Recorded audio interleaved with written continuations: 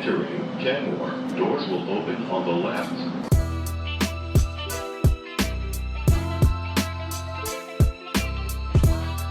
How's it going, everyone? Welcome to episode 55 of Entering Kenmore. I am David Azer alongside Zach Coe. Zach, been a little bit since we've last checked in. Last time we were discussing the sweep of the Royals on the road, and the big conversation was, can they keep it going at home? The answer was absolutely not.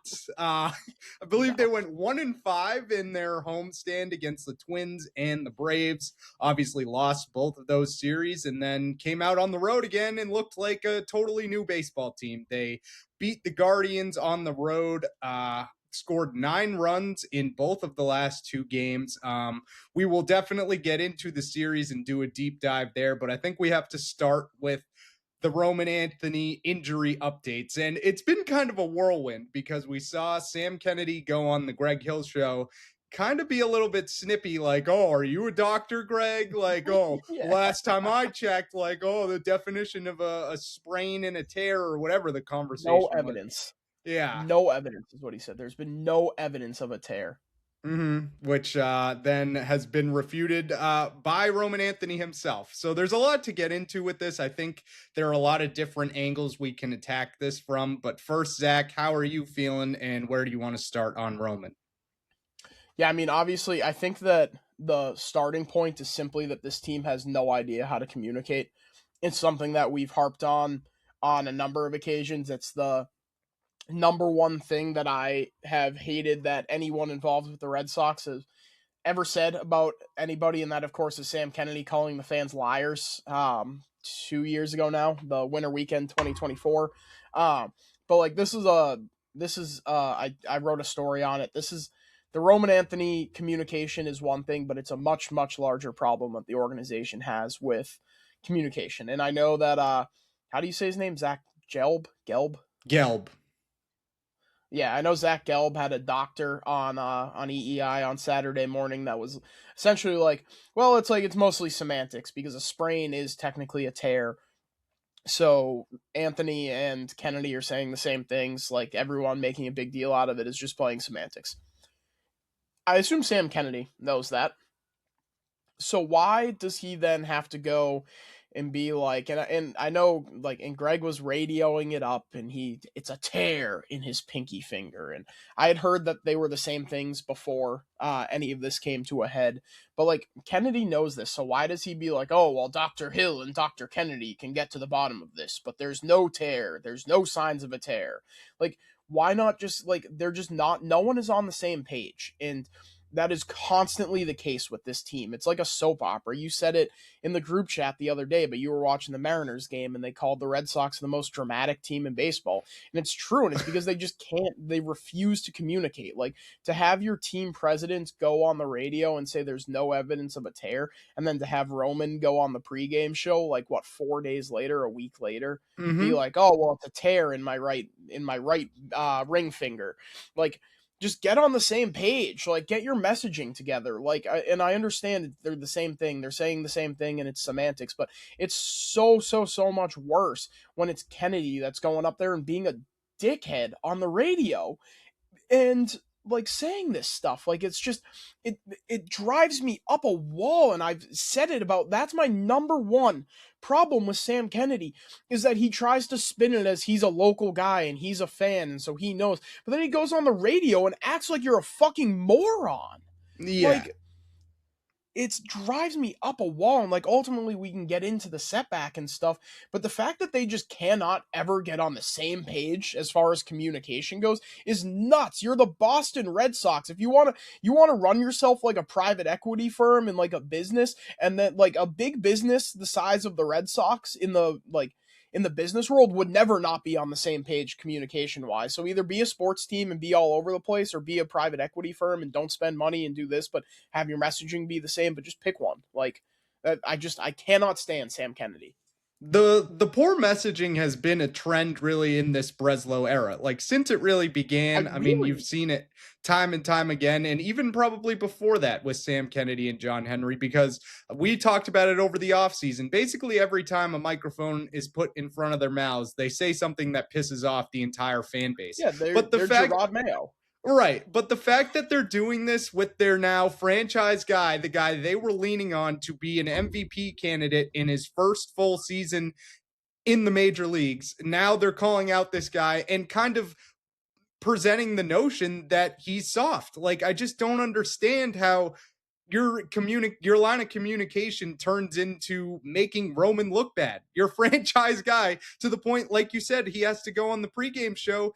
And I have the quote right here. I'll put on my doctor suit right now. And I don't know if it's been made clear, but it's a partially torn right finger ligament. So the fact that he has to be like, I don't know if the higher ups have cared to mention this, and then elaborate on what's actually going on. The fact that the 22-year-old has to be the mature guy in the room and be like, okay, I'm gonna put this to bed because it's getting ridiculous. That's absurd. Like, what does that say not only to Roman but all the other young guys in the room, that you're not riding with them from day one? Like, you're making the fan base I don't want to say everyone's turning on him, but it's definitely been a pretty common theme over Red Sox Twitter is now people are shifting to, okay, what's taking him so long? Like, is he soft? Mm-hmm. Other guys would be playing through this. It's like none of this had to happen. And once again, it's Sam Kennedy's fault. I just stop talking. Stop going on the radio. Every time you do any sort of hit, any sort of media availability, you look like an idiot, and it makes all of us look like idiots for continuing to follow this team. It's clear that they don't care. It's clear that they don't know what they're doing, and that's what pisses me off the most. Well, and even you said that this miscommunication and these communication problems stem most of the Breslow era. It even goes back further than that. I mean, 2014, it was, we don't sign pitchers over 30 to big money contracts, and you let John Lester walk away, and then 3 years later or 2 years later, you give David Price the richest contract that a pitcher has ever signed in baseball history. Like, this, and obviously you have a World Series in between to kind of make up for it, but this ownership group has really gone like the breeze in terms of their quote unquote organizational philosophy for the better part of the last 14 years, really. So it's just, they can never get on the same page. And there's a number of examples. It's Kennedy calling fans liars if they don't think that, and that's the one that really gets me. I feel like it's been 2 years now, and that's one that I'll never get over as long as FSG's in charge of this team. You charge the most expensive ticket prices in baseball. It's fucking $20 to get a vodka lemonade in a plastic cooler cup, and it's $16 to get a 16-ounce Sam Summer or whatever it is. And you have the audacity. You charge $75 for a fucking Masataka Yoshida t-shirt. And you have the audacity to call the people that are spending that money and writing those checks liars? Are you have got to be kidding me. But the worst part is he's not. He does it every single time. Oh! What? Breaking news! Not Red Sox related! Adam Schefter, ESPN sources, the Eagles are trading Pro Bowl wide receiver A.J. Brown to the Patriots for a 2028 first-round pick and a 2027 fifth. That is the better of New England's 2/5. The deal that has been speculated on for weeks now finally is happening. Brown and Patriots head coach Mike Vrabel are reuniting. That's wonderful. Boom. Thank God. Huge. Just quick tangent on that.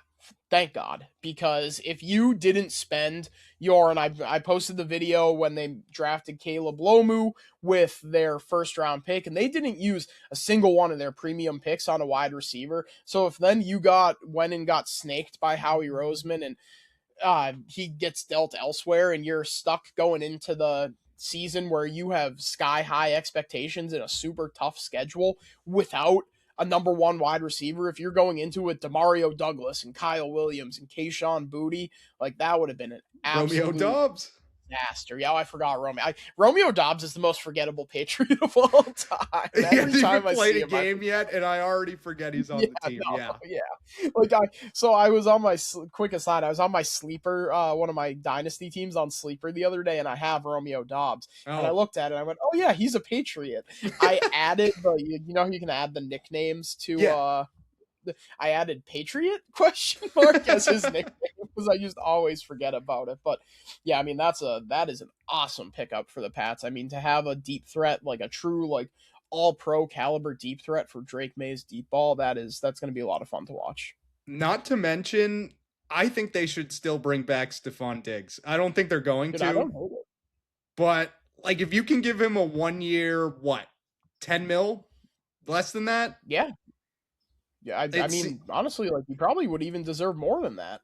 yeah, like I Depends on wonder where they the cap probably do situation is at. another like 1 year deal and see what happens at the end of the season. But like I know he's been cleared from all the off the field issues. That trial was pretty funny. I know we don't talk about the Patriots Dude, much at yeah, all that was on this. yeah, that was outrageous. Yeah, just listening to the audio from that and like the chef being as sounding as incompetent as she No idea. did.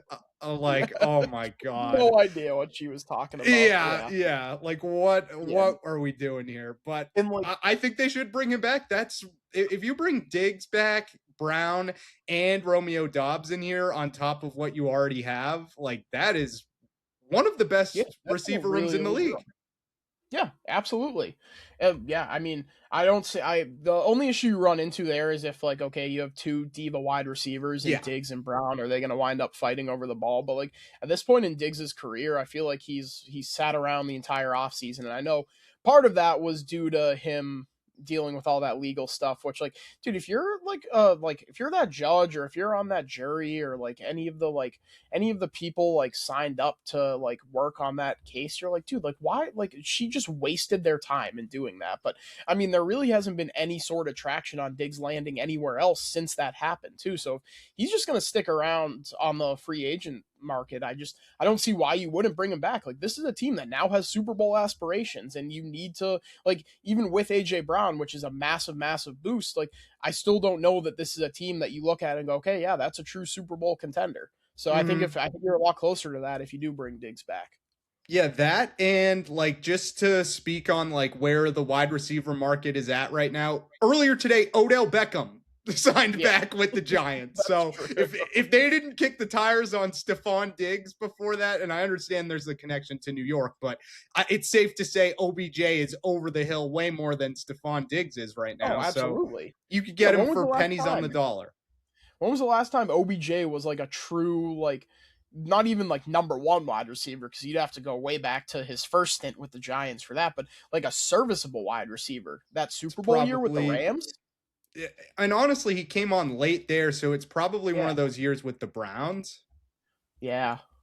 Yeah, I don't know. which I'd have to look, I but I mean, forget like, Diggs about all put the up what, time. 1,000 yards last year alone. Like, so Diggs is Exactly. way better than OBJ is at this point. And you can kind of use Diggs in a different role now. Like, you have AJ Brown as your deep threat, so now you can use Diggs as your like intermediary guy, like middle of the field. Like Hunter Henry obviously is not getting any younger. I mean, it really bringing back Diggs. Honestly, like I didn't necessarily thought about it because I feel like it was just kind of a given that he wouldn't be back, but I think it would actually work wonders for this offense to like really take the next step forward. I don't have many football opinions. It is definitely like the sport I care about the least.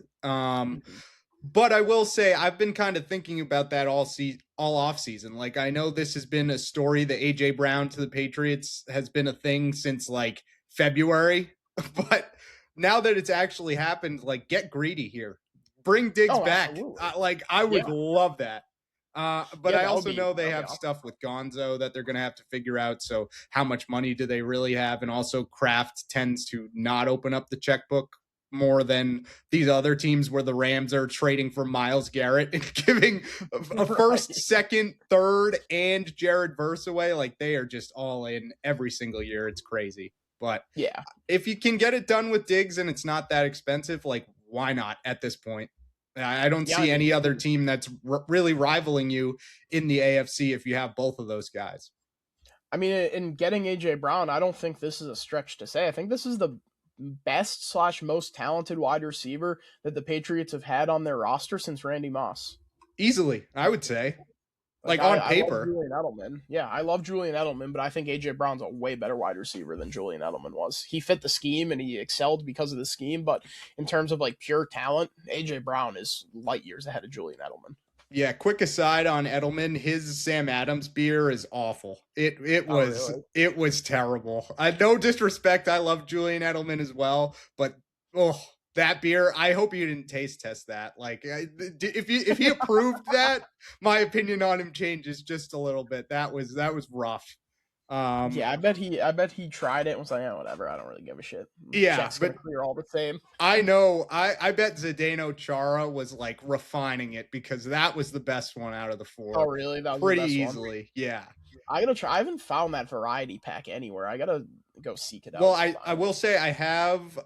My dad and I just taste tested a round of each, so it comes with 12. Okay. So I still have one of each if you want. If we can do a taste test, if you want. Yeah, man, we should do that. We I don't know if you can. Well, I assume it's YouTube. I assume you can drink on YouTube.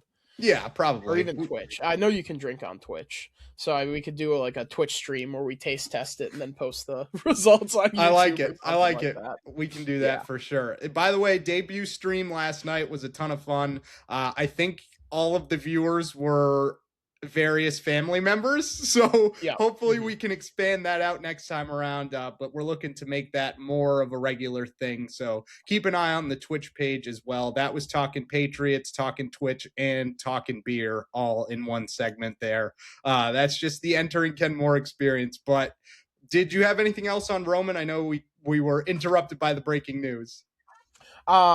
Yeah, I mean, I think I kind of covered it with the miscommunication and the lack of communication, the lack of being on the same page. But like in terms of just getting Roman back, like it is so much more important to me that this is not something that's going to linger for like the rest of the season or for God forbid, the rest of his career. So I would much rather him take all the time he needs to just get right and figure this out, because as we've seen with, say, Xander Bogaerts in the past, like when he injured his wrist in 22, was it? Yeah, or 21. I don't know.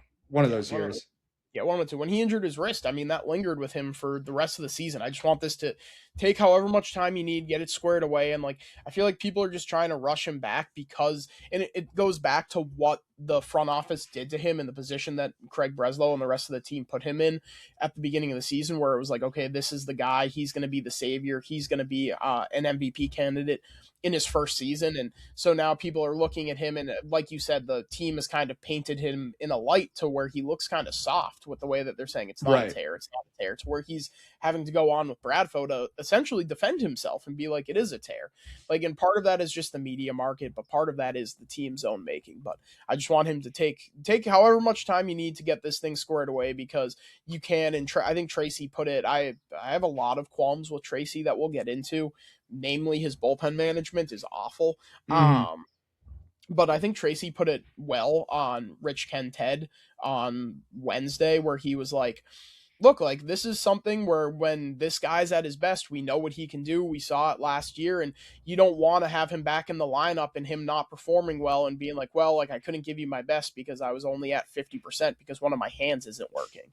Like, if he's in a no-win situation, either he takes more time and gets it right and people call him soft, or he comes back early and sucks because one of his hands works or only one of his hands is working and people call him a bust. Like, so it's really a no-win situation, but it is so much more important to me that he gets this squared away than rushes back.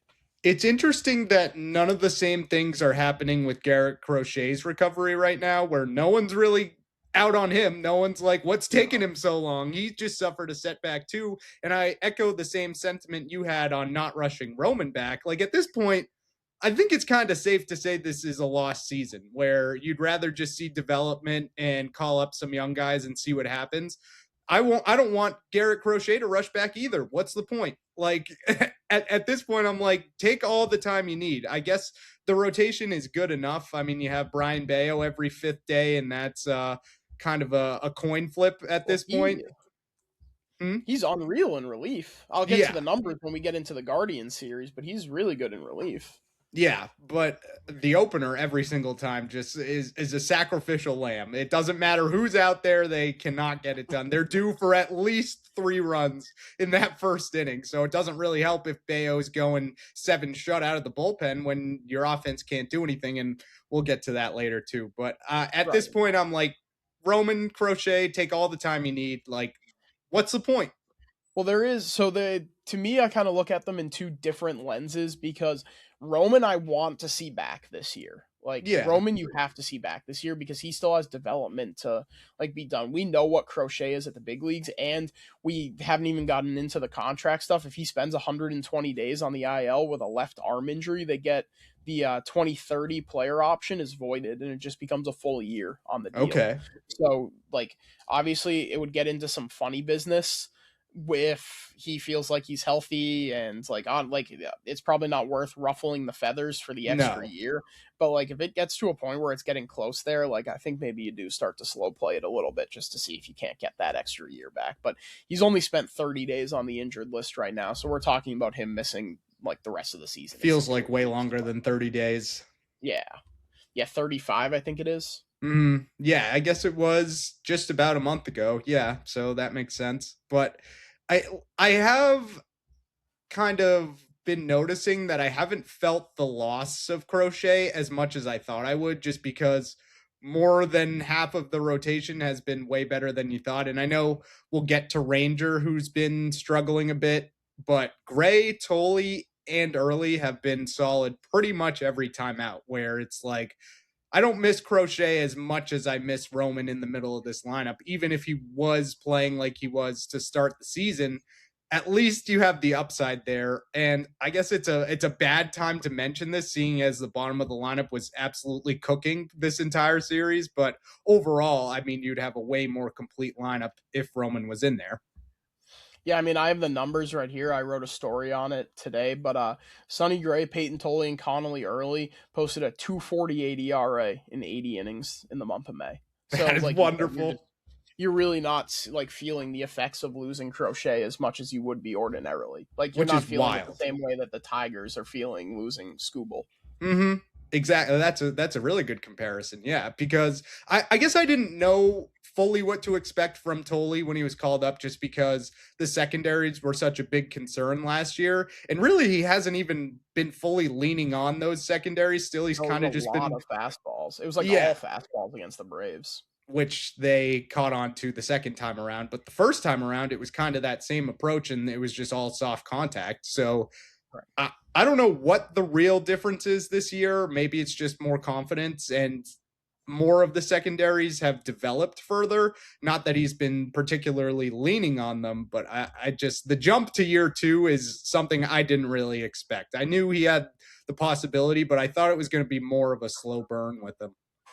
Yeah, absolutely. I think he like ultimately. I said this to my buddy the other day, but I think that like Early is probably going to settle into like a like good number 2, like fantastic number 3 role. Where I still think Tolley has that like next level to get to, and obviously their prospect rankings and their toutedness coming up through the ranks symbolize that as well. But yeah, I mean they've both been just incredible, and we got some pushback on the TikTok Oh, yeah. about calling them the second and third best homegrown arms ever. Like, oh, well, Buckles played a however long year career. And someone's like, well, Daisuke posted a 4 ERA in his rookie year. And it's like, well, Daisuke also pitched however many. I And don't someone was count. Yeah. arguing, yeah, someone was arguing whether or not Erod was actually homegrown or not.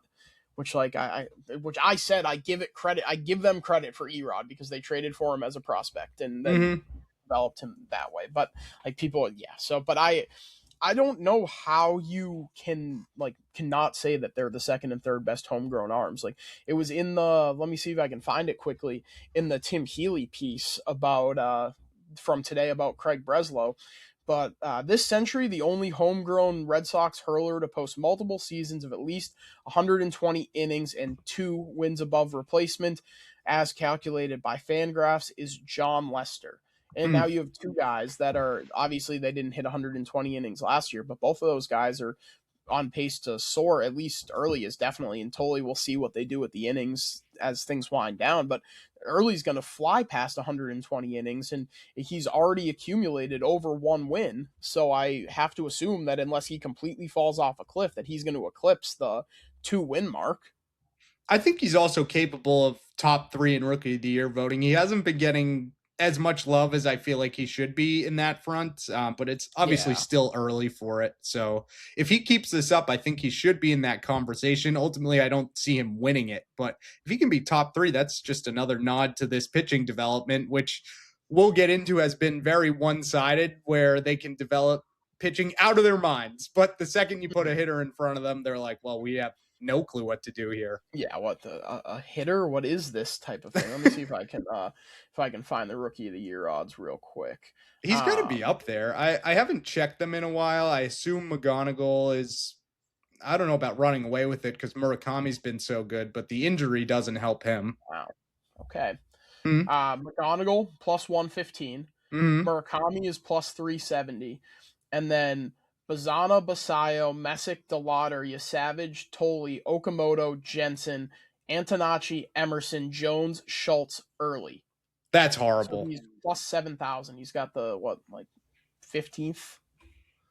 But that's to win it, right? Yeah, that's to win it. Yeah, so I don't think I would take that, but yeah, I mean, I can't believe Tolley is that much higher than him at plus 3,000. Right, just with the sample size alone. Right. But anyways, I don't know if I have anything else on that. No, I don't think I do either. Do we have anything else to get to before we break down the series, or I know we kind of briefly, do we want to briefly touch on the Twins and Braves, kind of just sum them up? Yeah, I mean, I think the Twin series, I listened to the Wills for most of it on the golf course. So I wasn't super locked into watching the game. So, like, obviously, I think it's a different experience listening on the radio. And also, I was drinking and playing golf and whatnot. So that was one thing. But I have one Twins thing. Give your Twins thing, and then I have more of an overarching point. Okay, I mentioned this on the stream last night, but I was boots on the ground for the first game of that Twin series, and the second everyone started going tarps off, I wanted to vomit. Like, just I know this is like an old man yells at cloud take, and I apologize for that in advance, but Red Sox fans have no business going tarps off right now. Like, it has been a disastrous season. I understand that some people are like, oh, well, you should have this mindset at all times, no matter how good or bad the team is. But I don't care. Like, the Cardinals deserve to rip their tarps off every single game because they're overperforming what everyone thought they would be this year. I think all of us in our predictions for the NL Central had them comfortably in last place. And now they're kind of playing out of their minds and are in that wild card conversation, at least right now. You're sub 500, especially at home. Every single time I see you at home, you just piss down your leg, and you make up new ways to lose. Every time I go there as a fan, it's just laughable.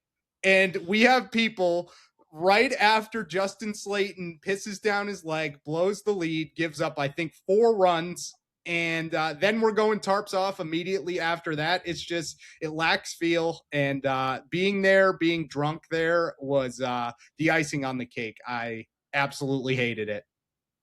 Yeah, I mean, I am pro tarps off in general. Yes, me too. But it just kind of goes back to the problem that we've been talking about with the team and ownership's investment level for really like 3, 4, 5 years now, where they just don't care because they know that no matter what, it's a Friday night, Fenway Park's going to be banged out. And I was there for 2 out of the 3 games in the Braves series, and you were obviously there for 1, but middle of the week it's filled with Braves fans. Like, they just know that, like, okay, Friday night we're going to get a bunch of 20 somethings in there getting hammered and taking their shirts off, and that's why we don't have to worry about the team. So if they were like the Cardinals guys and like some of the other places that I've seen, they're tarps off from pitch 1 all the way through the 9th inning. This group, from my understanding of it, went tarps off after the game was like all but over. Yes. Like, you can't just you can't go rally tarps off late in the game. You either have to be tarps off from pitch 1 or keep your tarps on at all times. That's kind of where I'm at too. Is like just the fact that we're howling Sweet Caroline after Justin Slayton blows the lead, and then going tarps off where it was. There was never a conversation in my head where I'm like, oh, maybe they'll walk it off here. Like I know they were wearing the Fenway greens, but that game just felt so over after Slayton imploded there, and I couldn't believe my eyes seeing the tarps off in that spot. We have to be better. That's bottom line. Yeah, I echo those sentiments. Have to be better across the board. Play on the field, fans in the stands. Yes. We all have to be better. It goes back to what I've been talking about really all season, where we can't be going full throated sell the team chants right into screaming Sweet Caroline. Like right. Just pick a lane. You sound dumb, you make the rest of us look dumb, and that's why they're going to continue to do what they do. I think that ties a bow on that nicely. I'm sure people are still going to continue to go tarps off. Like nothing we say is going to matter, but I had to get that out there. Certainly not. Yeah. Overall, on those two series, the home woes continue. You're 9-19 at 28 games. Bob Nightingale tweeted it, but you're on pace to be the worst Red Sox team at Fenway Park in the history of the 114-year-old stadium now.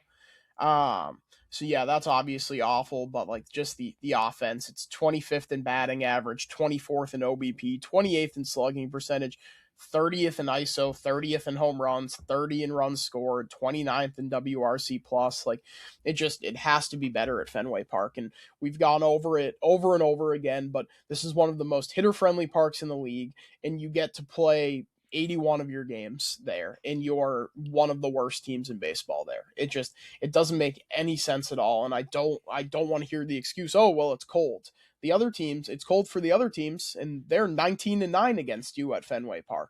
So like they have the same hitting conditions as you, and they have to face one of the best pitching staffs in baseball when they do it, because that's what's on the other side for you. One of the best pitching staffs in baseball. Like they have to find a way to get rid of whatever it is that's ailing them at home. And there's a curse going on in the city of Boston for teams playing at home. The Celtics melted down in the playoffs at home. The Bruins haven't been able to win a home playoff game consistently since 2011, pretty much. So like we just need to figure out, we need an exorcism for whatever's going on in the city of Boston for their teams playing at home. I just don't think Craig Breslow built this team to play at Fenway. Like that's the funniest part to me. Like he didn't build an offense to hit home runs, but he did, like the guys he identified and bringing in, like Wilson Contreras. We talked about the air pull rate. Caleb Durbin was another guy where it was like air pull rate was really good. So like, but it's not materializing into success at Fenway for whatever reason. And I don't know if like they're putting too much pressure on themselves because they're playing at home, but like ultimately you're baseball players, like you're professional athletes. You need to figure out how to play better at home. Like I don't care if, oh, well, there's a lot of people, and if we don't perform well, they're going to boo us and they're going to chant sell the team. They're not telling you to sell the team. No, but my initial point was like, if this team played in Seattle, like I wonder how many more wins they would have, just because it feels like every time they go on the road into those more hitter friendly ballparks like Kansas City, where they can hit line drives and triples and, turn singles into doubles and use their legs more, like it just feels like that's more, they're an AL Central team. And I mean, we've talked about it before. They are way more contact based, and that plays more in, I guess Fenway should be more of a doubles contact park, really. I think, but they haven't been using the monster. Like it's been mostly ground balls that sneak through and stuff like that. So you see it more in Kaufman and Comerica, and even where do the Guardians play? Is it still Progressive? I don't know, wherever it is in Cleveland. But yeah, for some reason in all those like more line drive ballparks, they seem to do way better. I don't get it. Yeah, but I don't get it either, because Fenway, I'm looking at it now, over the last 3 seasons, the Fenway is the third best doubles park in baseball. Yeah. So like you should be able to capitalize on those things. And like even like obviously you said they're not using the monster, but the monster can take doubles away and they're still the third most doubles friendly park in baseball. Like there's plenty of gaps in right and center to hit the ball into, to stretch it into a double. They're just not able to for whatever reason. Yeah, I don't get it. It's going to be interesting to see if that has any sort of remedy throughout the rest of the season. I'm not really super confident in that, seeing as I think before we hit the record button, we were talking that the last series they won at Fenway was that Brewers series, right? Yeah, in April. In beginning of April. Early April. Yeah, early April. I think the second week of the season is how far we go back for their I think it only is. I win. think it was that I think they had a 6-game homestand. It was the Padres Brewers. Yeah. That's unbelievable. Oh yeah. So you were 2-1 in that series. So since that Brewers series, or they dropped 2 out of 3. So you went 3-3 in that first 6 games at Fenway. Mm-hmm. So since then you are 6-16 at Fenway. Not great. Not great at all. It's really not that much different than being 9-19 at Fenway, which they are overall, but still. Fair point. Really awful. Mm-hmm. Just really, really bad. I just don't. Yeah, frustrating. Very, especially because those are the games that we're going to. We're not traveling with the team, and every single time they come back here, it's a loss. It's unbelievable. I'm probably like 1-4 on the season. I think I was there for the Massa walk-off. I'm 1-0 as a fan. Oh, so you got to keep going. Yeah. Oh, that's what they have to buy me out of my job so I can just go to Fenway or go to games as a full-time career. Good idea. Even if we could just get the board remote. That's a good point. Yeah, I could just sit in the stands. Yeah, exactly. But I don't know. Maybe there's something to be said for me boozing during the game. Like I don't know that I could run the board and be boozing. That would be. I wouldn't.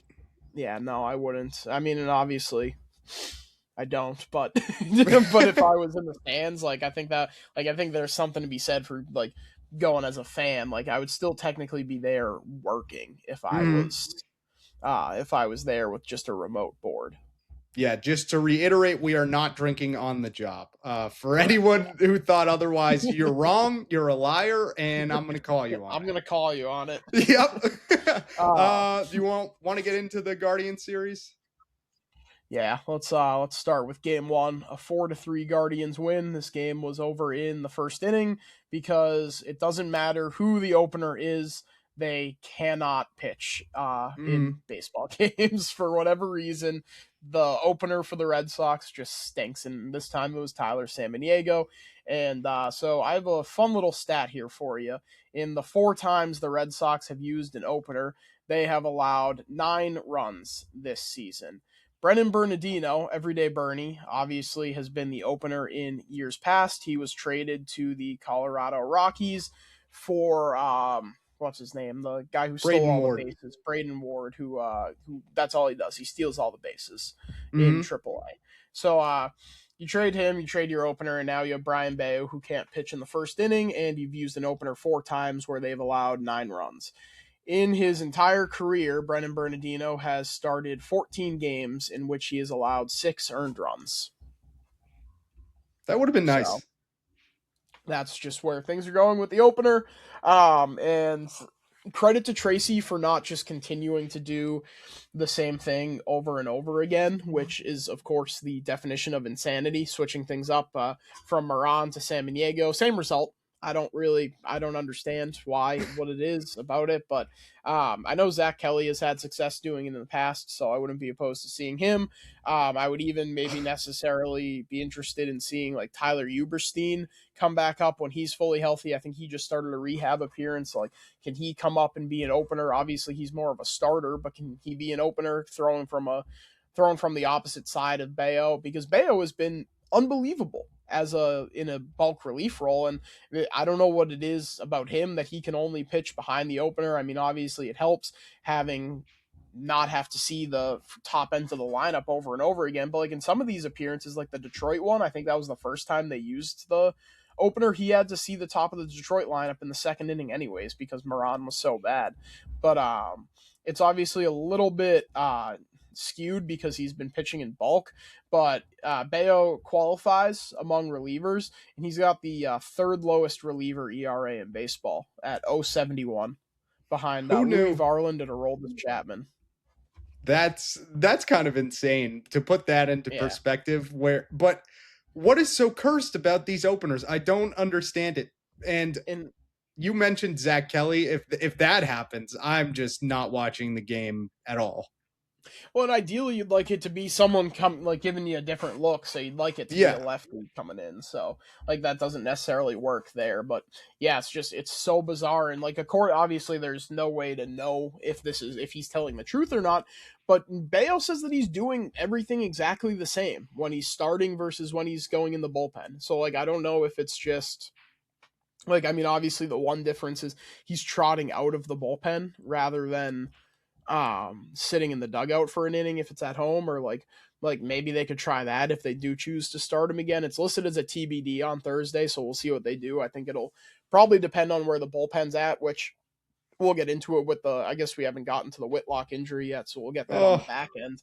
But the bullpen's in a rough spot now. Like everyone's totally. moved up. Everyone who was already probably moved up a role further than they should have been is now being moved up an even bigger spot further. And I'll get into it with the Tracy stuff. But we saw it on the series finale against the Braves, where like it's like okay, like you only have Justin Slayton as your true high leverage guy, and Danny Colum comes in there and stinks up the joint and loads the bases before recording it out. And it's like okay, do we really want to use Slayton in this situation where best case scenario we only give up 1 or 2 runs? And that's like it's kind of the calculus that Tracy talked about after the game when he was not answering the question about using Weissert with runners on so much.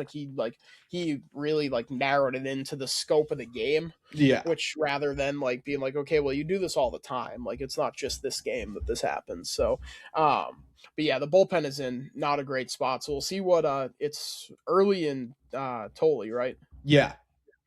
Yeah, we'll see what they can give you in terms of length. I think that Tracy's had kind of a quick hook on really everybody. So we'll see what it looks like, especially when managing your young arms. But I would guess that we'll see the opener. I mean, how could you not give the opener in front of Bayo again?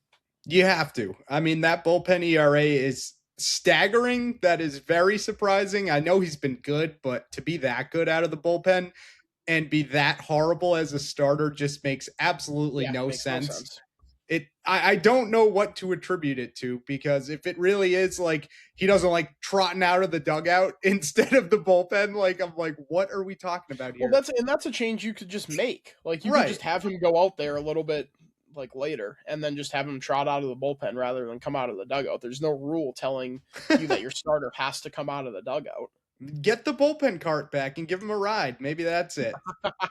Give him a ride. That would Yeah. be awesome if they were just stuck him in the cart and we're like, all right, here you go. I know it's still in Um, Fenway. It's by gate A. It hasn't yeah, moved in, I think, my entire life. yeah. I don't know that I've ever seen it elsewhere. No. Um, but yeah, But and you knew that game was over too the second that they put up a 4 spot because this team has yet Oh, to come back from down 3 runs and they tried their damnedest, but yeah. obviously still were not able to overcome that, which sucks that the game is over in the first inning effectively.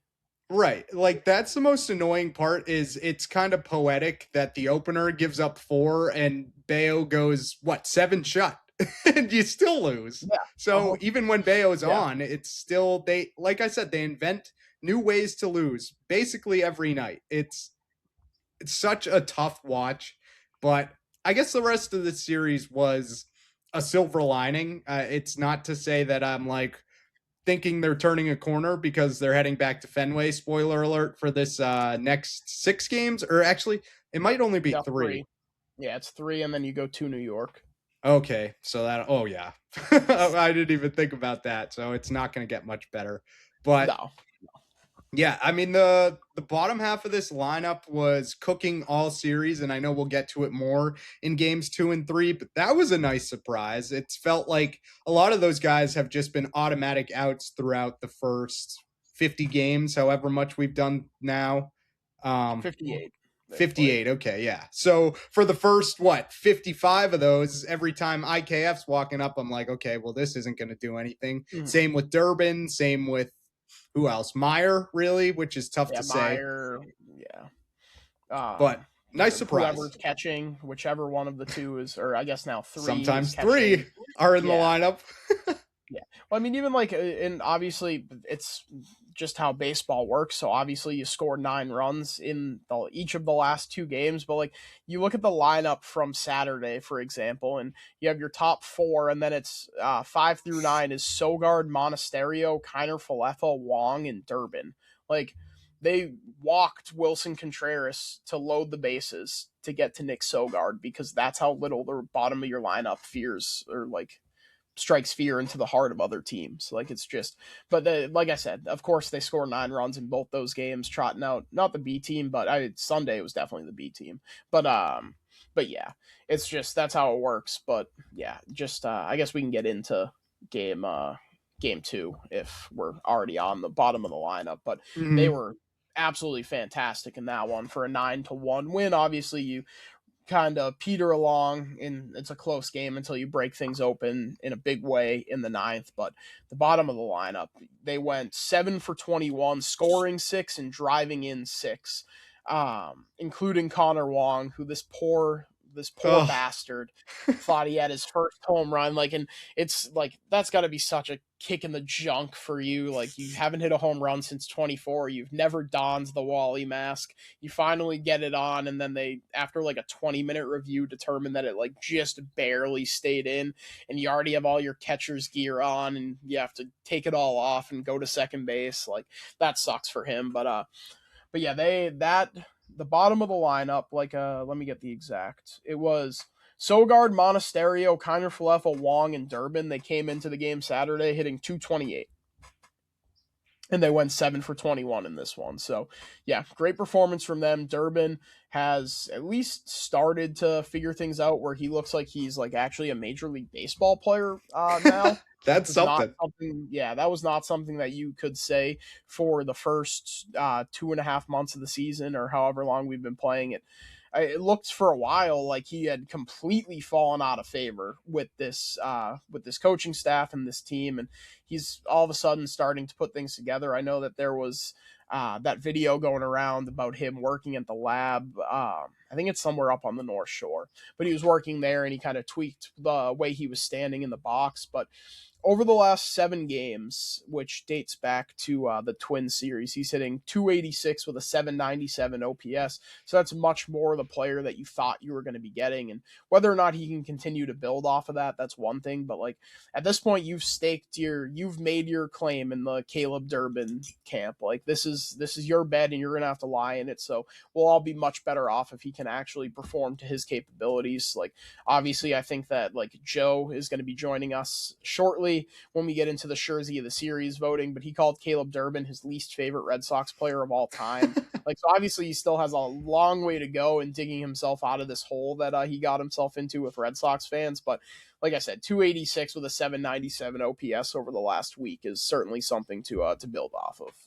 You hope that it's kind of reminiscent of what Jarren Duran has been doing over really the last month. Hopefully it's a spark of something of that ilk. I don't expect it to be 9 homers throughout the next month, but at least something better resembling a major league player, at least on the hitting side of things. The defense has been good all season. Great, yeah. Yeah. So if he can be even remotely this good at the plate on a consistent basis, that is way more than you were getting out of him throughout this first 2 months. So hopefully it's a step in the right direction for him. And also Duran continues to do it, which I hope it continues throughout the rest of the season, because if not, you really don't have anything. I guess you have Willier and Contreras, but like it really was encouraging to see Duran do this for as long as he has been, because at a certain point I'm like, okay, is he ever going to be good again?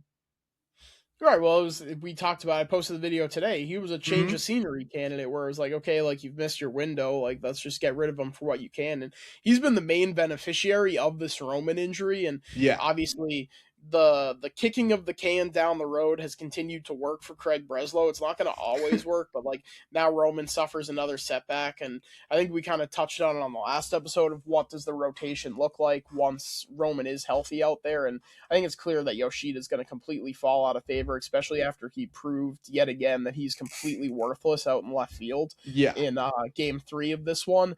But yeah, it'll be interesting to see how things play out once Roman is inevitably back. Like, he is going to be back at some point.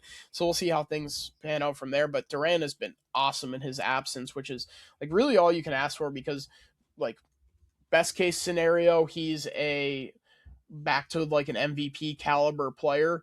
Worst case scenario, he's still that 4-win guy. And either way, he's boosting his trade value from where he was even a month ago, because we were talking about how you completely missed your window to trade him and he's now like completely valueless, and now he's at least starting to build that back up, because I still think, even despite him playing much better, that he's the most likely guy to be moved in this logjam.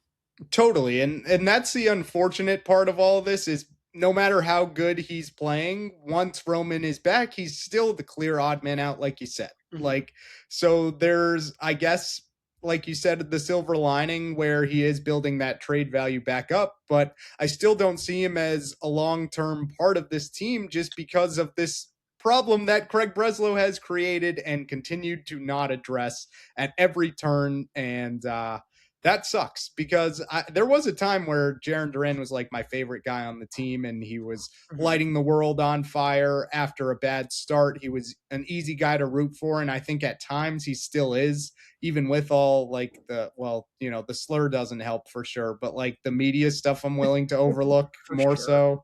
So. Yeah. Maybe I'm backing myself into a corner here, but all this to say, yeah, he's still the odd man out. And what do you do? I don't know how long they really think Roman's out for, because at a certain point, if it gets to the trade deadline and Roman's just getting back, like that's a pretty good time to move him. Yeah, oh yeah, absolutely. Especially if he keeps playing like this. And I have the numbers in front of me. After hitting 170 in April and March, he hit 261 with an 879 OPS and a career high 9 home runs in a single month. Right. So like if he continues, he's on pace to hit almost 30 home runs. I think it's 29 home runs he's on pace to hit now. Pretty good. Yeah, someone would take him easily. Oh, absolutely. Especially But with I mean, how many teams think they're in it.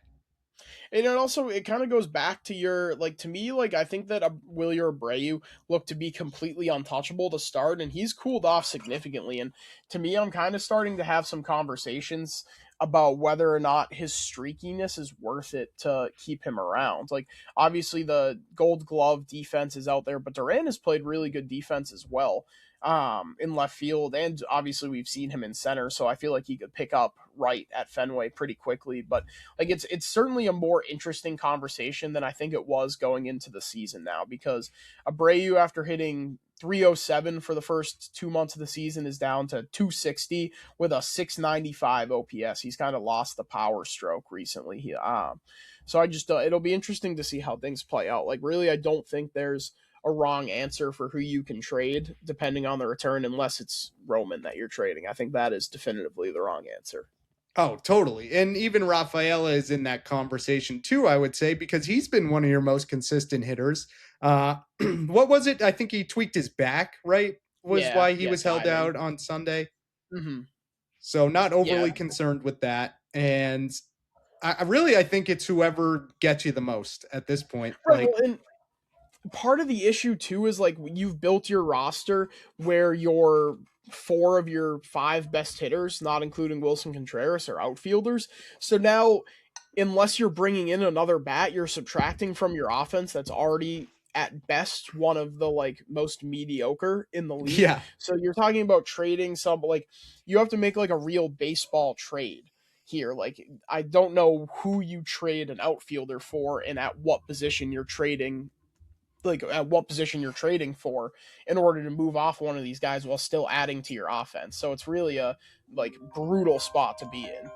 Yeah, that is kind of a double-edged sword, because you are getting rid of one of your better hitters, because a lot of the infield has been so inconsistent or non-existent entirely in Caleb Durbin's case for the first 50-something games. So what does that look like at the trade deadline? I think is another aspect of this, because if Caleb Durbin is at all trending towards a Jarren Duran level surge, which I don't think he is, but maybe something similar to it, then that's more of a conversation, because like you said, it seemed like he was kind of falling out of favor. And then it's like, are you starting IKF every night? I don't know about that, no matter how good he's been. And I know Joe will talk about him as well, I'm sure. So maybe we save that part, but I don't know. Yeah, I mean, even like I don't think Durbin will have the power surge that Right. Duran has had. But like for a guy who a week ago it was like, okay, well this guy's going to AAA. Like Nick Sogard was starting nearly every day in front of him.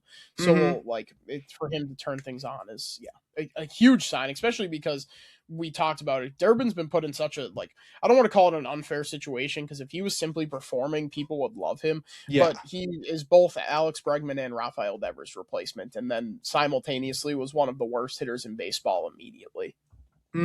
So, man, it's a tough conversation because a lot of these guys I don't even think should continue to have this opportunity, but you don't have another choice, especially when Story was so bad and you were banking on him to repeat last year, which was never going to happen.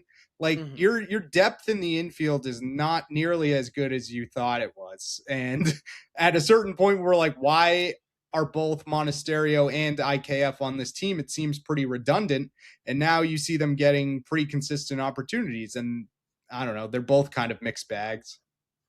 Yeah, I mean, like, I guess we can talk about Meyer here because he has been super underwhelming, and it's mostly just because he's getting crushed by off-speed pitches. Right. He has 3 hits on changeups in 2026, and both of those came in the last week because I wrote an article about his struggles on Tuesday or Wednesday, and he had only had one hit against changeups, and it's pretty bleak against sliders too. It's he's 5 for 25 against sliders, 4 for 14 against curveballs, which is actually pretty solid. It's a 286 batting average, but there's just no reason to throw him anything other than a changeup down right now.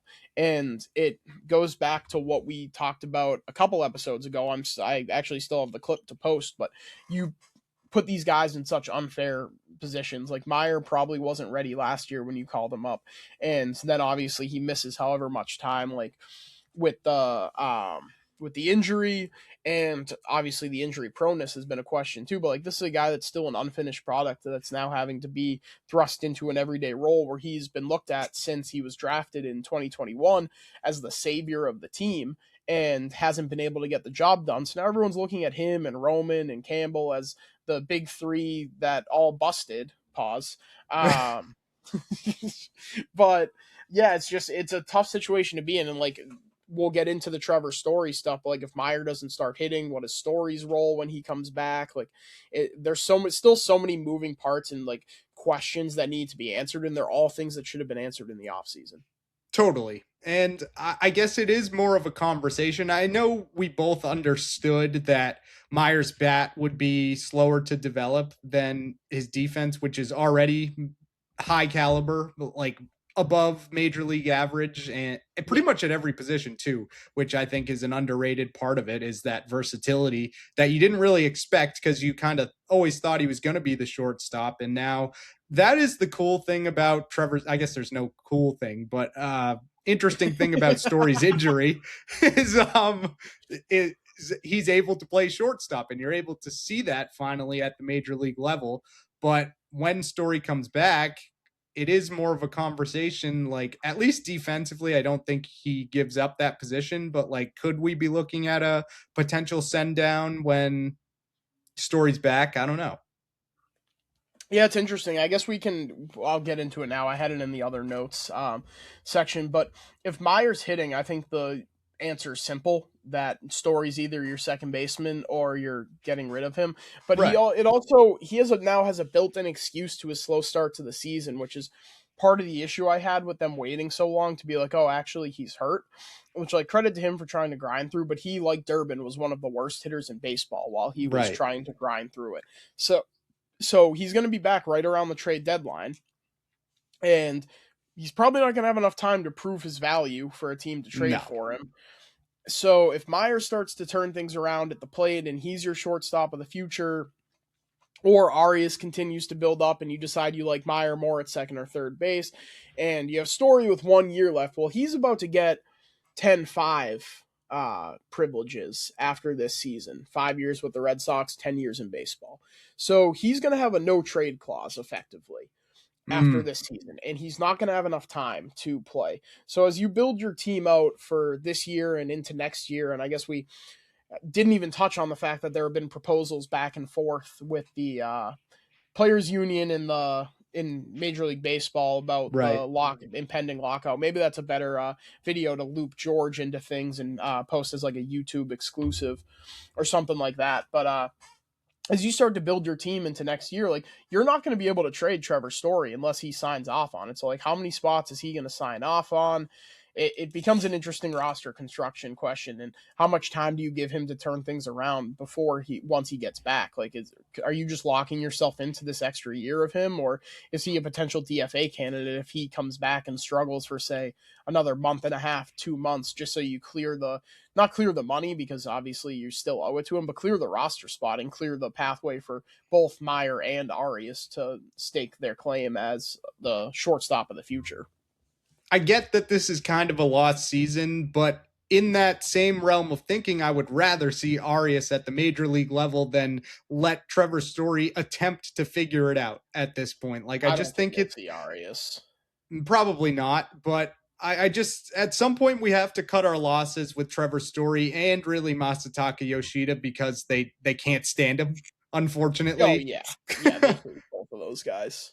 Yeah, but he is, I guess, more of a clubhouse guy, which you question the impact that has. But people have been saying this about Greg Weissert too. At a certain point, I don't care how big of a clubhouse guy you are if you're awful at baseball. Like at a certain point, we just have to start cutting our losses. And I think Greg Weissert is a smaller piece of that than Story and Yoshida, obviously, because he doesn't hold the same contract. But oh yeah, Weissert, and he still has options. yeah, like should have been the easiest thing ever to option Weissert. Well, don't we have to hear about Canely today? He has to make a decision today, which we obviously haven't seen yet. But I think maybe if the team like indicated to him that he was going to be elevated tomorrow, that he would be willing to. Right. So the fact that we haven't heard anything on that maybe indicates that, or maybe they're just keeping it under wraps. I don't know. I guess it's not that big of a story, especially now that AJ Brown got traded. I don't know how many people are like, "Oh, what's going on with Tommy?" What's going on with Tommy Canely? Yeah. Maybe I'm one of the few. Yeah, I'm looking right now. I don't see anything. I don't see anything new on the Tommy Canely front. I would like to see him finally make his Red Sox debut. It can't be worse than Greg Weissert, right? Okay, here's one. 402 from Tommy Castle, who covers the Woo Sox. He tweeted, heard the decision on Tommy Canely and his opt-out clause is most likely coming tomorrow afternoon. So that probably means he's getting called up. That would be my guess, yeah. God willing. I mean, it has to be Weissert for Canely, right? I mean, how can you not? Yeah, that's my best guess, or I guess maybe Samaniego because you're kind of lefty heavy right now out there. But yeah, I mean, how could you not at least see what he's got? He's got a sub-2, I think it's a 140 ERA in AAA, and how could you not at least see what he's got at the big league level? Right, and at least on experience alone. Like, he's a guy who's been there, done that for a multitude of years. He's been probably at least 10 years in the league. I don't know, maybe not that many, but he was good with the Yankees. Then he went to the Tigers. I don't know. I'm not as up to date on my Tommy Canely lore as I should be, I guess. Tommy Canely history. Yeah, my mistake hand up there. But yeah, you have to see what he's leagues. Right. Like, on experience alone, I would put him on this roster over maybe half of the guys in the bullpen right now. Yeah, I mean, Chapman and Slayton are the two. Yeah. Like, all right, but definitely not them. I think there's an argument to be made for seeing him over, like, any of the others, pretty much. Yeah, especially, like, Coulomb, I guess, is in that conversation just because he stinks. A long walk off a short pier, as far as I'm concerned. Which is a guy I wanted them to sign, and he just hasn't been even remotely good. No, he's just washed. It's $1 million. Right. Just DFA him. Like, if the decision tomorrow comes down to, because he's going to need a 40-man spot too, Canely is. So I almost wonder if the decision tomorrow is actually between Weissert and Coulomb, just DFAing him. Could be. Keeping Samaniego in a more permanent spot. I mean, and obviously the numbers for Samaniego are now going to be skewed because of that outing as an opener, but he's been incredible in a pure relief role. He has. And I know there's been a couple hiccups. I think he had the extra innings loss, which I don't put on him. But then there was Yeah, I mean, that was another appearance after that where it got bad, but I don't remember the specific scenario. But I would rather have him than Coulomb at this point. As a reliever, Samaniego has allowed 2 earned runs. Right, and I think they were back-to-back. Yeah, as a starter, he's allowed 4. Mm-hmm. So it's a 104 ERA as a reliever and a 36 ERA as a starter. Yeah, fine by me. Keep him up here. He's shown that he deserves it. And at least he's a younger guy. Especially over Coulomb, who I think has proven time and time again now that he's washed. Yeah, he was hurt. Well, he was bad, then hurt, and now he might be even worse. Bad. Yeah. Do we have anything else, or is it Shirsey time? We didn't really get into game 3. Oh, yeah. We kind of went all over the place there. Yeah. But I mean, we kind of touched on it. Duran leads off this one with a home run to give you the lead. That was cool. Things get dicey in the 5th inning. You take the 2-1 lead on another, or is this might be the wrong game. No, this is the right game. Connor Wong double to score Meyer, give you the lead, and then in the bottom half of the inning, or no, I definitely have this wrong. When was the Yoshida play? Yoshida was like the 7th inning, right? Was it the 7th? I thought it was the 5th. Oh, the error? Yeah, the error. I think that was the 5th. Oh yeah, you're right. Okay, no. So I was misconstruing the 2 games. So you take the lead in the 5th inning on the Mickey Gasper sac fly that Wong. You're down. Wait, this can't be right. Okay, I'm fucking stupid and can't read. What happened? The stupid MLB Game Day on the summary for some reason has the score underneath a couple of these random highlights. So it says Connor Wong doubles on a fly ball, the left fielder David Fry, and then the score underneath it. So I thought I was looking at Saturday's game, not Sunday's. The score for whatever reason. Yeah, when I have all the tabs open at once, and especially they scored 9 runs in both, it's confusing. Yeah, so you tie the game on a Mickey Gasper sac fly and then take the lead on a Wilyer Abreu single in the 5th, and then Yoshida just completely misplays a ball in left field, and the sun, like it's what was Cora used to always say it, the Sun's undefeated. And that's true, but also the Sun is undefeated, especially when you have a guy out there who is as bad defensively as Yoshida, and it felt like one of those games where it's like, we're going to sit here and they're going to end up losing 4-3 because of that one play from Yoshida and be like, man, like if they could just clean up the bullshit, this could be like a pretty decent team. And they found a way, which credit to them. They were able to dig deep and figure something out. And obviously they have a massive 7th inning where they hang a 6th spot. 6th spot to take the lead and end up winning the game 9-4. It's good to see them finally put like a finishing touch on a series with like a big exclamation point. Like you don't squeak through it. Like things get dicey, but you rallied through and figure it out. And for whatever reason, Yoshida has a knack for coming up in these spots when he fucks up. Like it happened in Kansas City where he guns that guy down at home after misplaying the ball and left. And then it happened here. He allows 2 runs to score and then he rips the go-ahead single, the score 2 that puts you on top for good. So yeah, whatever it is about Masa, I love Masa. He's so goofy out there. Like even, I know. I was like ready to send him back to Japan after he misplayed that ball and left, and then he got that go ahead knock. I'm like, I couldn't stay mad at you too long, Masa. The only one who's mad at Masa consistently is his own team. That's the most unfortunate part of this. And I understand in the grand scheme of things, I tend to not love him as much as I do. So I guess I can't say anything. He's still the odd man out. Like it's unfortunate, but again, the roster construction problem has created this thing where Masa just doesn't fit at all, no matter how you swing it. No, not at all. And especially like we already touched on, but when Roman comes back, he just doesn't fit even more so. And like you gotta hope that he's playing enough right now where you can sell a team like Yeah. being like, okay, if you eat some of the money, we'll take him off your hands because he's gonna go. So we touched on it all off season. Pause. But the we touched on it all off season, but he's gonna go somewhere else and be like a very productive major leaguer that Oh like yeah. plays him in the role that he should be in, but it's just not going to be here. No, not at all. It sucks. I want to get the Masa Shirsey wherever he goes, as long as it's not a team I hate. $75. And $75. That might be the first thing, yeah. But we're never going to get one. But I will say the Masa Red Sox jerseys would then probably be half off, which is a buying opportunity if nothing else. That's a good point. Oh, because Brown is wearing number 1. Number 1? Yeah. That's interesting. So are they not giving out 11? Is there a number 11 already? That I don't know, but I feel like that could be a number they retire. Yeah, but they don't really retire like very many numbers at all. No. Are they doing Gronk?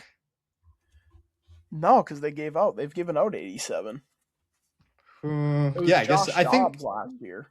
I think Dobbs is wearing it this year. Romeo Dobbs. Oh, Romeo Dobbs, not Josh Dobbs. That could no. Josh Dobbs, number 11, and I only know that because of the Dong report. Yeah, Josh Dobbs was 11 last year. Oh yeah, never mind. So I guess Josh Dobbs isn't giving it up. Well, stand on business. That was a mad dash to mute myself before I just sneezed there. If you're watching on the YouTube channel, to switch tabs from the Patriots to wear number 11 back to the Riverside, which was on the opposite end of my browser as I was trying to hold in the sneeze. That is good stuff to watch on the YouTube. So go check that out there. Oh, I wish Joe was here for it. That's unfortunate. You missed a Zach sneeze, which was just full panic. Yeah, it was pretty awesome. I'll have to listen to it back on the recording. Yeah, you're gonna have to watch it back. I muted the sneeze, but the process of me where you're trying to figure out why AJ Brown's not wearing number 11. Okay. So I'm staring at a Pro Football Reference of all the Patriots to wear number 11. And that's on my far right on my browser, and the Riverside's on the far left. So I had to try to switch over to hit the mute button before I could. So it was a disaster. There might have been a little bit of sneeze caught in that audio before you muted. So maybe the audio listeners get a sneak peek. But yeah, go to the YouTube for the best version of that. It's time. It is finally. Well, I guess not finally, but it is great to have you back again, Joe. In the span of a week and a half. That's always good. Yeah, I think we were last week at the beginning when they played the Royals. So I think when I was on last, I said that they could only beat AL Central teams, and then they promptly got smoked at home by an AL Central team. So I'm amending that statement, and they can only beat AL Central teams on the road. Mm-hmm. Yeah. It's inexplicable. I know we were all pretty confident that we would have the repeat jersey of the series after that Twin series, and they made damn sure we didn't get you for another week and a half. But how are you feeling after this series? I know last time we talked, it was a question of whether or not they could keep it going past one series, and that question remains as they head back home to the Orioles. But how are you feeling on everything, Joe? Yeah, I mean, I'd still really like to see it at home and like to see them put multiple together, basically what you just said. It's great and all that they can, as I just said, go to these AL Central teams and in these big ballparks, sort of string a bunch of singles together, but I'd like to see them do it at home and do it with some slug. Yeah, no doubt. Are we ready to get right into it here? Yeah, do you want to read the 2 text votes? Yes, the 2 text votes. First from Oleg. I think it's a 2-man race, but give me Wong and what should have been our first Wong Dong. And Michael also goes Big Dong Wong. So that's 2 votes for Wong right out of the gate. I still don't really know where I'm going, so I'm going to pivot to one of you, whichever you want to go first here. Joe, do you want to lead us off? Yeah, I'll do it. I've sort of been undecided throughout the day, similar to you, David. I think there's a lot of guys you could go here. Just sort of a shout out to the bottom half of the lineup in general. I feel like a lot of those guys got going in what used to be you'd see those guys come up in like the next three coming up this half inning, and it's like, well, this is going to be 8 pitches, a couple soft ground outs, maybe a strikeout.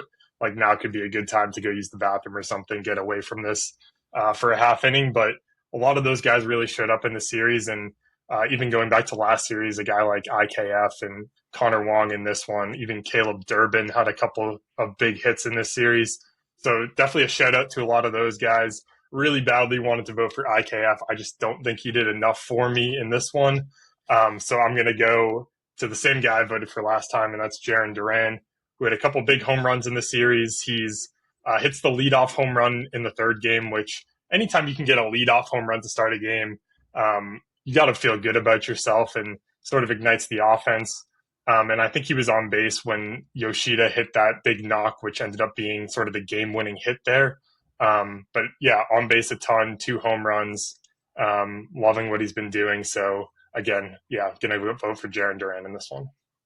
It's a good vote. I think I'm with you there. I was kind of between Duran and IKF. I know we got some love for Wong, but I don't think he did enough throughout the entire series to give it to him as much as I wanted to. Maybe if he got the homer, I would have just had to.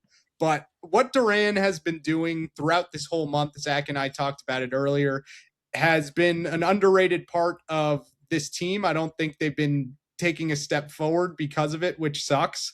But when Jarren Duran's going, I think the rest of the team goes with him. And you've seen that trend throughout a lot of his career so far. So I think that's a great step in the right direction. I don't think they're going to light the world on fire and go on a 10-game win streak like they did last year. But if nothing else, he's upping his trade value, which we've touched on already in this episode, which is the unfortunate part of all this. But he had another great series, 2 more homers for him. So I'm giving it to him once again.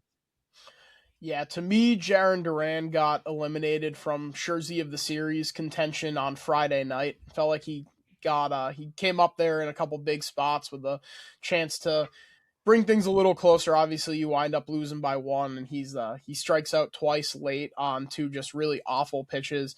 I heard from someone that he has trouble seeing the ball in that ballpark, specifically at night. The ball kind of disappears on him into the scoreboard, and that's was kind of pitched to me as an excuse as to why he didn't perform in those big spots on Friday. But I'm going to side with our 2 text-in voters here and go with Connor Wong. 375, 444 OBP, 625 slug. Obviously came inches away from his first home run since the 2024 season, but it still wound up being the go-ahead hit that put the game away on Saturday, and then he had a great performance, started the 7th inning rally on Sunday. Overall, he knocks in 3, scores 3 runs on his own, playing 2 of the 3 games, the 2 wins too. I think that factors in pretty heavily for me. So yeah, I'm going to give the Shirsey of the series to Connor Wong. I am very happy that Connor Wong won this. I know I didn't vote for him, but it's great for him. First in so much diversity in it. We haven't had a single repeat yet. Which is fun to keep that trend going too. I had my dad on standby in case we did need him for a tiebreaker. It got a little hairy there, but I'm happy to give it to Connor Wong. First in entering Kenmore history. Congratulations. Hopefully it is a sign of things to come for him. And he's really been good throughout this whole season, which has been surprising. Yes, give it up for him. Give it up for him. I guess I was just bashing him real quick, but you were a little bit. The applause helped there, but it's been interesting that both him and Mickey Gasper have kind of taken over for Carlos Narvaez, who has been really struggling from the start of this season, an underrated part of everything. You thought he was kind of the franchise guy, and Wong has kind of resurged a bit here. Yeah, I just think they don't have a franchise catcher now. I think Sure that's don't. like a sneaky lead. And it was a super early mock draft. It was before the college baseball season started, but the like first edition of Baseball America's mock draft had them taking Von Lackey out of Georgia Tech, who I'm Mhm. watching on my TV right now, just beat the brakes off of Oklahoma in the College World Series. But now it seems like he's going to be like at worst a top 5 pick, so he's well out of your range. But I think that, and they kind of signal to you that they don't necessarily believe in any of the catchers they have on their roster. And part of it was organizational depth wise, but they also added just all the catchers they could in the offseason, whether it be Luke Heyman, who had a really strong week in high A after getting promoted, or Adonis Guzman, who was in that Tyler Samaniego trade, as it will henceforth be known. But yeah, I think there's still a like pretty big hole after trading Kyle Teal. Oh, definitely. Joe, anything else? Any other standing Red Sox takes that you had? Did you go to the Roger Clemens night? Or no, you I went the didn't Saturday, end up right? going. Yeah, I was at the Survivor night was Saturday. Oh, yes. How was So that?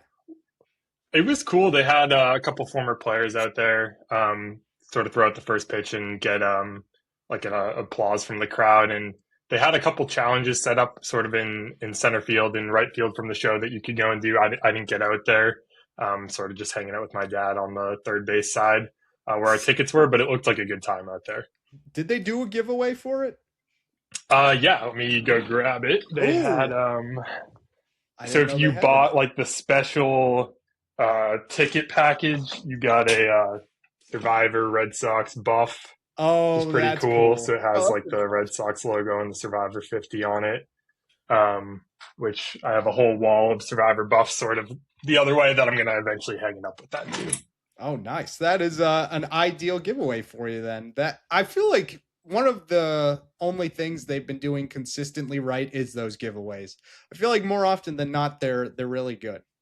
because it adds to the Fenway experience. It puts asses in the seats when the team sucks. It's a great point. They have kind of been upping their game these past couple of years too, which I don't think is a coincidence. No, certainly not. Do you want to stick around to preview the O's series here real quick, Joe? Yeah, I also had what I thought could be a fun idea that I talked to Zach about Oh, a couple days ago. But if you look at the Red Sox roster right now, there's currently 9 guys on it, excluding Roman Anthony, that have 2 or fewer home runs on the year. So those names are Myers, Sogard, Wong, Yoshida, Durbin, Monasterio, Narvaez, IKF, and Gasper. So seeing as there's 9 guys and 3 of us, I thought we could maybe do like a little bit of a draft. Each guy has 3 of those guys on their roster, and then we sort of check in as the season goes on and see who hits the most homers. I like this a Maybe lot. we could put something on the line or just bragging rights or some sort of forfeit to who comes in last, but I thought that could be fun. I feel like the winner needs to get a jersey or a Shirsey of one of those guys. I like it if you can find one. Yeah, is that Yeah. fair? I think so. Is there any way you can send the list just so I have it all in front of me? Yeah, I'll drop it into our little thread, and then Zach, I don't know if you want to like randomize a little draft order here for us. this is gonna be awesome.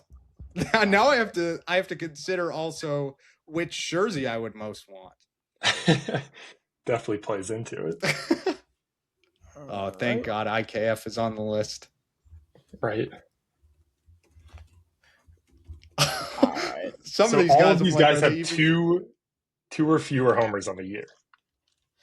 Oh man, what a list this is! I don't think you can get Yoshida's probably the only one where. And we have so really a reason to tune into the video side of things because we have this whole draft on basically Zoom. Yeah. All right. How many times am I randomizing this? 3. 3. All right.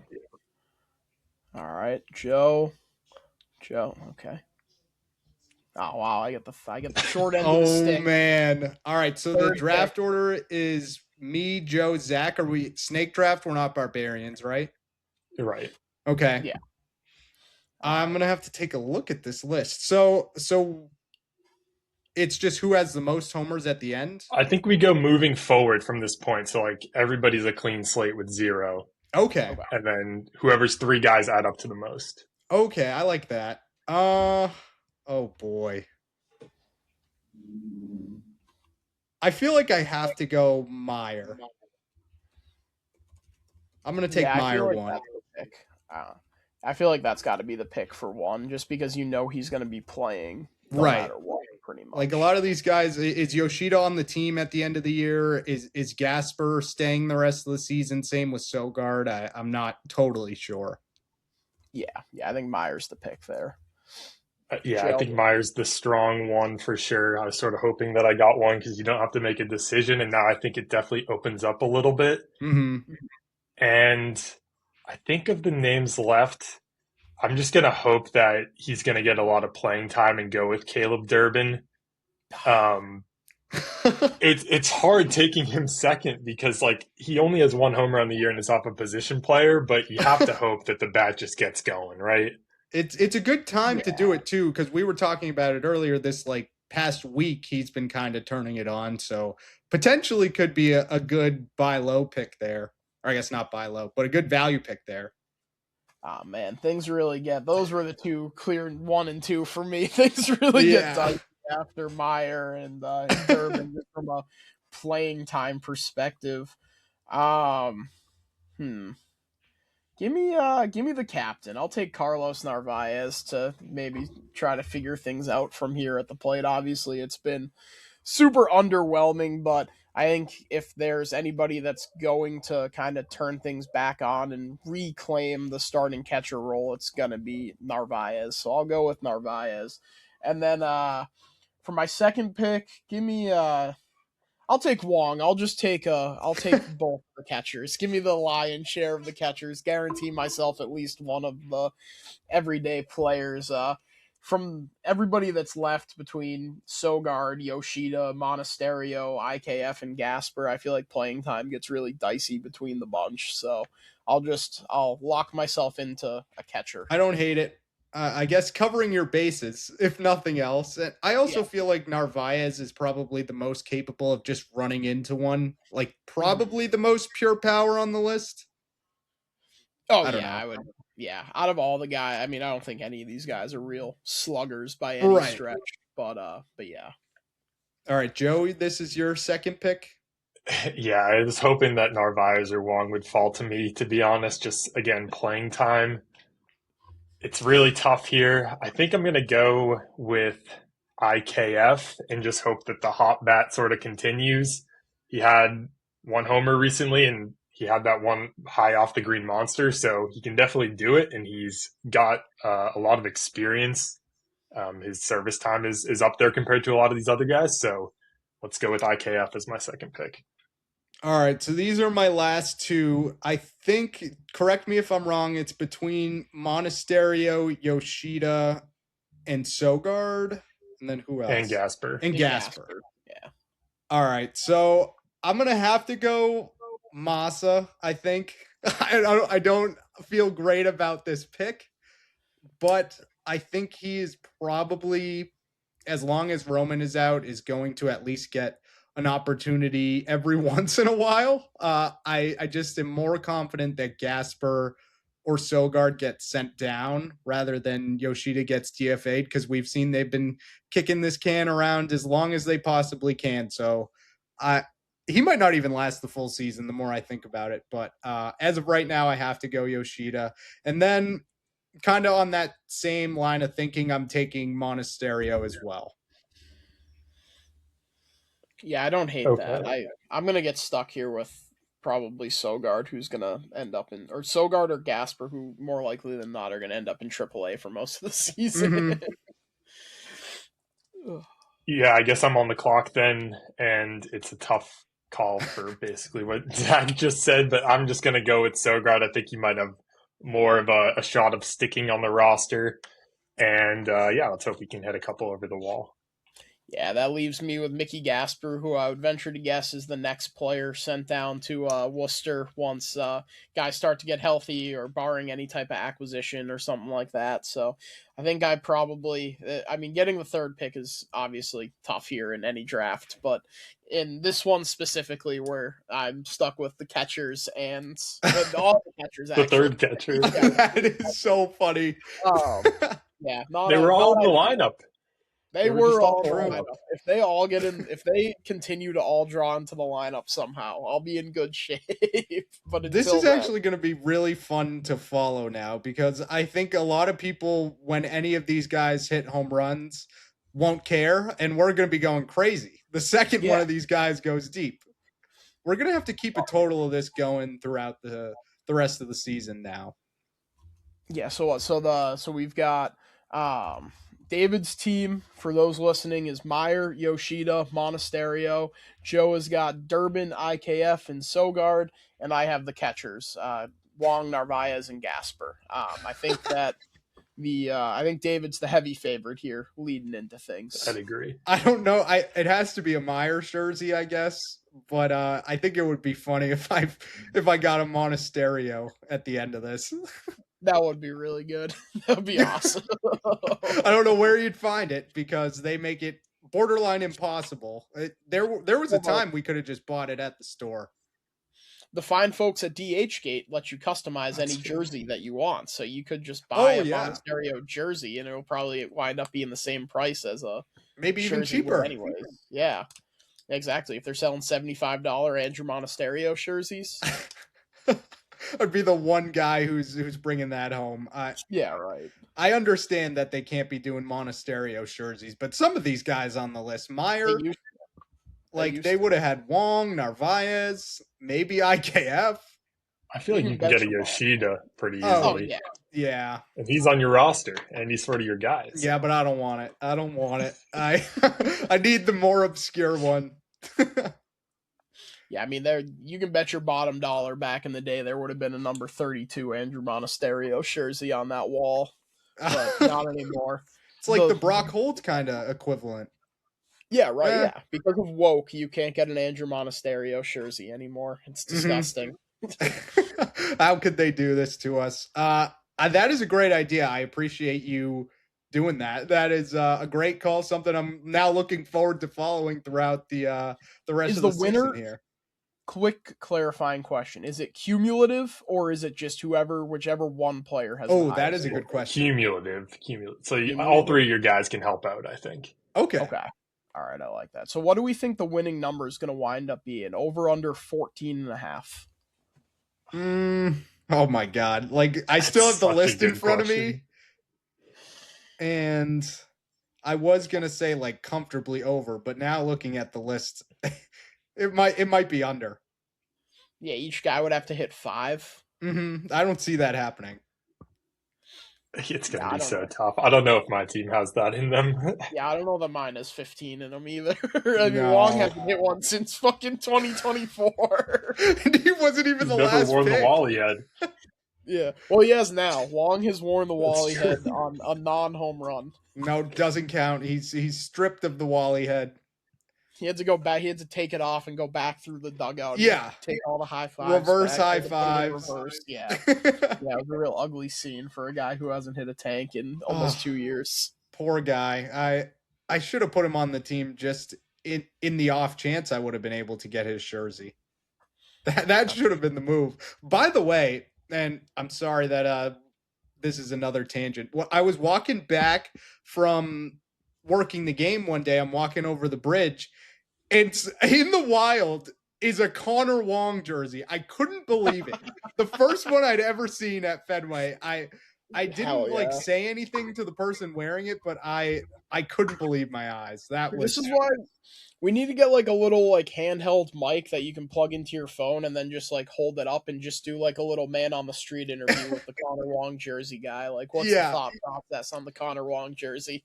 Do you think it was one of those team issued ones? Because I know they do that in that one corner of the team store. I don't. And this was a couple years ago. I was sitting behind a guy that had the Ryan Weber red team issued jersey, which was even crazier, I think. I've seen Yeah, a you can Pete buy, like, Fatsi batting one. coaches. Yeah, the base coaches. There was what the hell was his name? He was running the Phillies for a little bit. Ruben something or other. Oh, the first base coach. Yeah, the first base coach. Ruben Amaro, was that his name? I think so. Yeah. Yeah. What was Jesus that? Christ. I've been fiddling with a fucking, like, I don't know, like one of those like chip clip bags in my hand the entire show, and it just tried to take you out. Yeah, it just tried to murder me. I thought An there was hour and a half into screw. things, it tried to kill me. Yeah, I thought like your desk was breaking. I had no clue. No. I've been messing with this the entire. It's a like stress ball that I've just been throwing around. Did we have anything else on? Oh no, Wong jersey, that was electric. Oh, I had to say that it looked fake. Which the fact that you're going to DH gate or somewhere to get a Connor Wong jersey Respect. is even more levels of dedication. Oh, Respect. and now this brings me to another quick tangent, which I apologize for again. I met a guy wearing a Team USA Whitlock jersey. Wow. And that should have been you. He gave me the link to the DH gate. So that Nice. is I don't know when it's going to arrive, but it will be in the background at some point. Oh, hell yeah. Shout All out right, the now we fine can folks at DH Gate. sorry for my multiple tangents. We can preview the Orioles series now if you guys don't have anything else. No, I don't got anything else. All right, I worry about this one. I really do, because I think heading back home for whatever reason is just all of the bad vibes come out and rear their ugly heads again. I'm not at all confident, but we can preview the pitching matchups here. Game 1, which is tomorrow, is Connolly Early versus Shane Boz. Do we want to go game by game, or should I just rattle them off? Just rattle them off, then we can All get right. our takes on them. Game 2, that is Peyton Tolley versus Chris Bassett.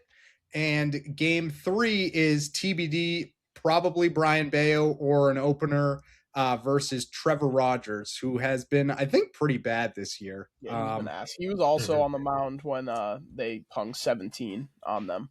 Good point. Yeah, that was now seems like many moons ago. But Joe, do you want to start off with your prediction?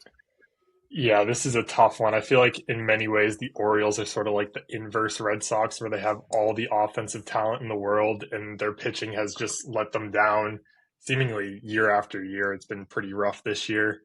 Gotta like the couple of lefties that we're throwing with Early and Tolley. I don't know their splits off the top of my head, but when I think of a lot of the Orioles' best offensive weapons, they're mostly left-handed outside of, I guess, like Taylor Ward and Pete Alonso. So that might come into play there. Yeah, Adley's a switch hitter as well. I don't know. It's scary. The Orioles had that big comeback win off Jeff Hoffman a couple nights ago, and then they sort of blew out the Blue Jays yesterday. So in the Red Sox going back home, I think I might go 1 out of 3 and just hope for, I guess, maybe the Tolley start in the middle, and then we have something to play for in the rubber match and see where that goes. But it's hard to have a lot of confidence and pick a series win against a good offensive team coming to Fenway Park. All right. So looking at the pitching matchups, none of these guys really strike fear into me. I think Shane Boz stinks. I think Chris Bassett is washed.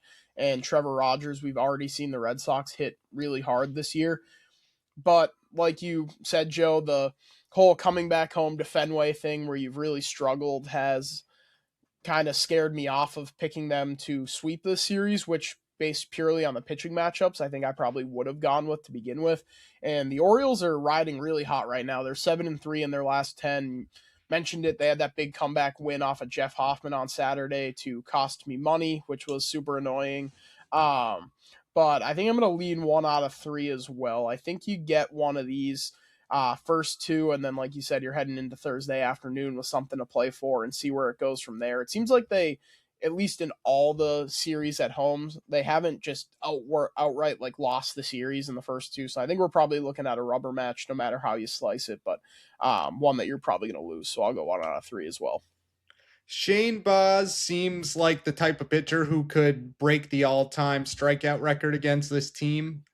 So no matter how bad he has been this year, and honestly, I didn't do a deep dive on the stats, I don't think they're going to be able to do much to him in game one. I'm gonna take the Tolley start. I think Chris Bassett is over the hill, and Tolley should be able to do enough to get them through that. It's probably not going to be a high scoring series from the Red Sox, just because for whatever reason they can't do it at home. And I think I got to go Trevor Rogers in game three, just because either the opener is going to give up a ton of runs or Brian Bayo is going to start and give up a ton of runs.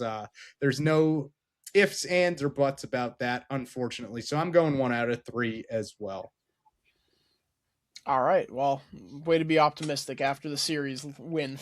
Well, to be fair, they swept the Royals, and we were all like, all right, they're riding high. They're going to take 2 out of 3 at least from the Twins and go from there. But yeah, no, all very on the negative side. So maybe this will be the one that they spin things around. It feels like every time we're always like, oh, we're never giving out another Shirsey again is when they win the series. And so maybe now that we're all negative, they'll pull one out. They'll pull a rabbit out of the hat.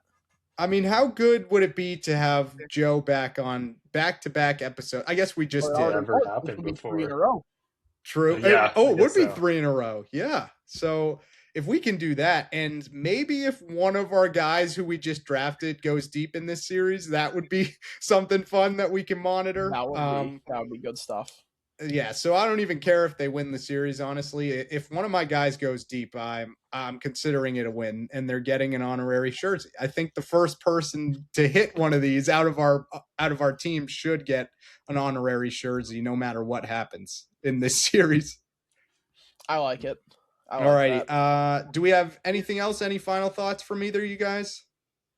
Bunch of promotions happened last Monday in the Red Sox system. Endy Azokar and Luke Heyman went up to High A Greenville. Both of them are off to pretty solid starts. Azokar is hitting 286 with 2 triples and a home run, which was a grand slam. Luke Heyman kicked off his High A career with 2 home runs in his first game. He's got 5 hits. He's hitting 294 with a 1028 slugging percentage. 2 guys to keep an eye on. Also, Luis Andujar moved up. They did the Justin Gonzalez with him, which was a little bit surprising because he's obviously not the most highly touted guy in that class with Dorian Soto, but they saw enough after 14 games in the FCL to bump him up to Salem, the Ridge Jacks, which is, I still need to get some merch from the Ridge Jacks after they went with the name change, but be interested to see where he falls. It kind of feels like with all these international guys that it's never the highly touted, like high paid guys that pop. It's always the guys that kind of come out of nowhere, and Andujar's not even on Sox Prospects top 60 right now, so we'll have to see how that pans out, but he's definitely a name that I had never heard of before, but one that I'm following now. One that I think has already been added in our Dynasty League as well. So I think Barada did. I was checking the transactions like last night. I'm pretty sure someone did. Dude, you'll ask him about that, and he'll be like, "Who? I don't even know who that is."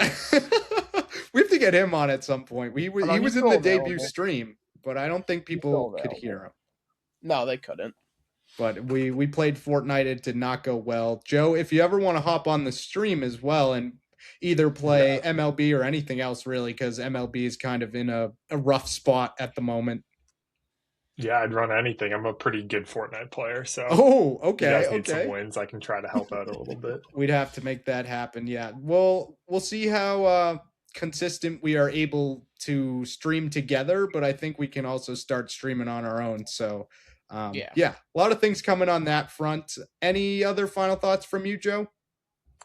I guess just a shout out to the yellow number 2 jersey that I bought however many years ago when it went on sale after Bogarts left the team. It's sort of been the gift that keeps on giving with what it went through Justin Turner, then Dom Smith and Bregman, and now IKF. It feels like sort of every year like a cult hero ends up with that number, and because there's no name on it, you just get to keep wearing it and be like, yeah, I'm a huge IKF guy now. Yeah, love BDSM. Of course. That is an underrated part of the nameless jerseys. I don't think I have one because for some reason the team store only sells the home whites with the names on the back. Yeah, so stupid. I think the only other final thought I had was Garrett Whitlock on the 15-day injured list. I don't think we touched on it. You can have my knee if you need it. And I think that's all I have to say. I guess we'll leave things here. Thanks so much for listening as always, and we'll check in with you guys again next time.